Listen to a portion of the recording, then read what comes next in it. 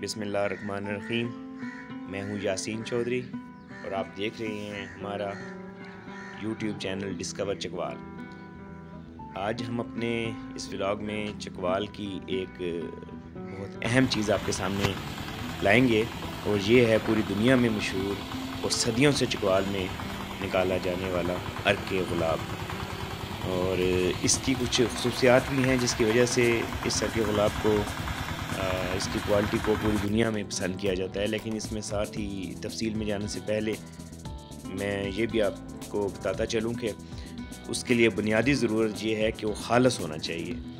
और खालस अर्क गुलाब इस वक्त जो सही मियार का है वो कितना महंगा कॉस्ट कर रहे हैं वो अगर बताया जाए तो यकीनन आप हैरान हो जाएंगे।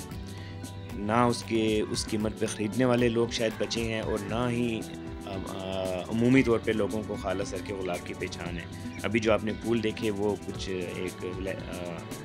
आप उनको विलायती फूल कह सकते हैं और ये एक देसी फूलों की गुलाब की किस्म है।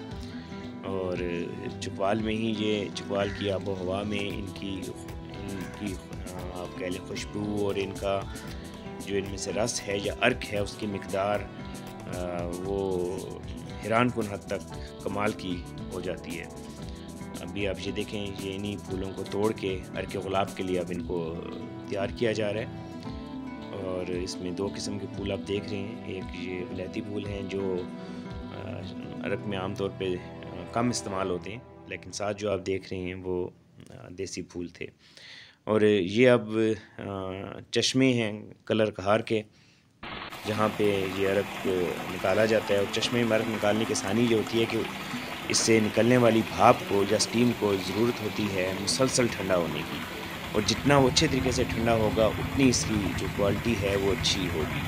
और दूसरा इसमें एक चीज़ और मैं आपको बताता चलूँ कि अर्क निकालते वक्त आप जो गुलाब के साथ जो पानी शामिल करते हैं वो भी बहुत ज़्यादा मैटर करता है उसकी क्वालिटी में। और फिर ये कि आप उसको जितनी भी आहिस्ती से स्लो स्पीड से निकालते हैं और इसी तरह गुलाब की पत्तियों की और पानी का जो आपस में तनासब है, ये सारी चीज़ें मिल के एक आला क्वालिटी के अर्क को तख्लीक करती हैं।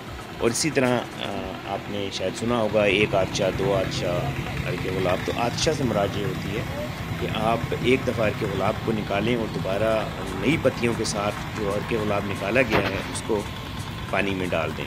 तो उसको मतलब पानी के उसको अर्क में ही आप डालें। तो इस तरह ये एक आदशा होगा, फिर दोबारा ये प्रोसीजर करेंगे तो आदशा होगा। तो चकवाल के अर्क गुलाब का जो खालस अर्क गुलाब का जो खुशबू है वो नाकाबिले बयान है। तो उम्मीद है आपको हमारा ये चकवाल के अर्क के हवाले से ये व्लॉग पसंद आया होगा।